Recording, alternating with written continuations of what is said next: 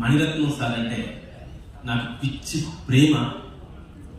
ఈ సినిమా చేద్దాం అనుకున్న తర్వాత నాకు సుహాసిని మేడంకి ఈ స్టోరీ చెప్పే అవకాశం దొరికింది.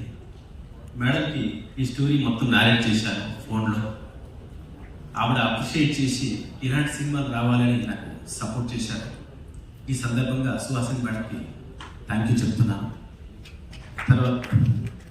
తర్వాత ఈరోజు ఇక్కడ ఈ తమిళ ప్రజల్ని, తమిళ మీడియాని, మీ అందరినీ, ఇక్కడ ఉన్న అతిథులందరినీ కలిసి అవకాశం కల్పించిన మా బాబీ సింహాకి స్పెషల్గా థ్యాంక్స్ చెప్తున్నాను.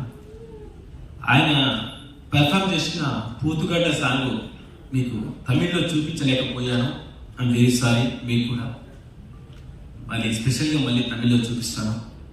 తర్వాత మమ్మల్ని ఆశీర్వదించడానికి వచ్చిన